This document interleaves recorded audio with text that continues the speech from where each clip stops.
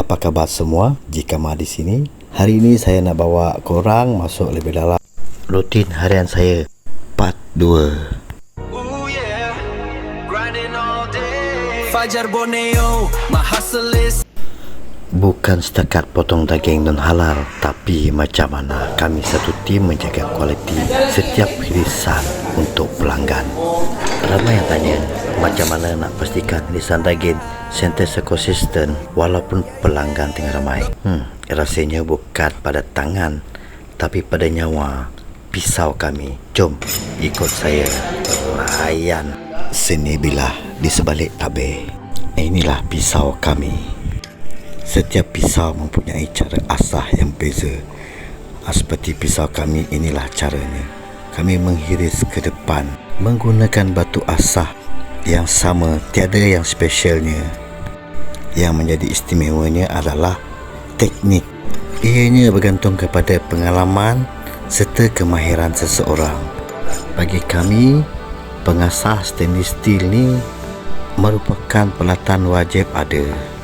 Tujuannya hanya satu saja, untuk meluruskan serta menghaluskan mata pisau yang sudah diasah dengan menggunakan batu asah.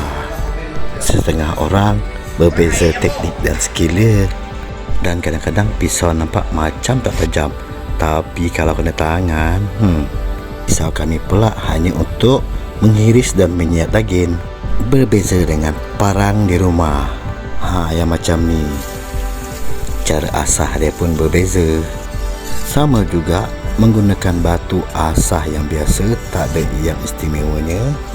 Cuma kat rumah tak ada pengasah stainless steel, jadi boleh gunakan belakang pisau serta parang stainless steel. Hasilnya tidaklah setajam menggunakan pengasah stainless steel, tapi bolehlah tajam. Macam parang di rumah ni kegunaan dia untuk chopping. Menghiris tu boleh, tapi sikit je lah, sebab permukaan dia rata. Boleh juga digunakan untuk menghiris serta minyak daging, tapi ada teknik dia. Yang ni betul-betul pisau kat rumah. Cara mengasah dia pun berbeza. Yang ni serba boleh. Hiris boleh, chopping boleh, tapi kalau nak chopping tulang itu tak dapat lah. Sebab apa kedudukannya boleh? Sebab permukaan mata dia sedikit melengkung. Untuk menghaluskan mata dia sama macam konsep yang kedua tadi. Kalau tak ada pengasah stainless steel, boleh guna teknik ni, tapi hati-hati jangan sampai terkena tangan.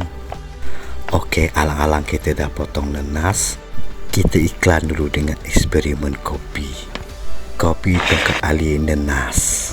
Bahan dia nanas blend, ice cube, susu full cream dan 3 sudu kopi tongkat ali.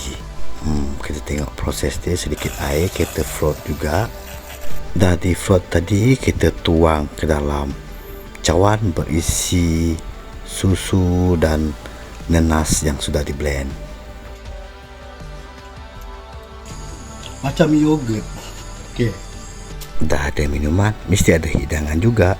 Kita guna cendawan enoki. Cendawan ni kita potong dan carik-carikkan kepada beberapa bahagian. Kita guna sebiji telur, kacau rata. Lepas tu tuang ke atas cendawan enoki tadi dan sedikit serbuk perasa. Gaul bagi rata.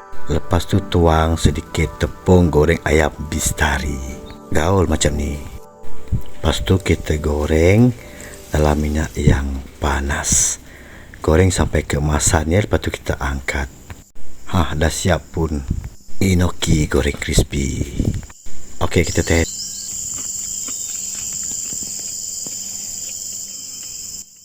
Sedap dan crispy. Yogurt.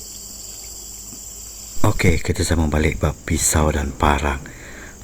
Dahulu kala kaum saya, kaum Bidayuh, hanya menggunakan satu parang macam ni untuk menebas pokok, menebas apa saja.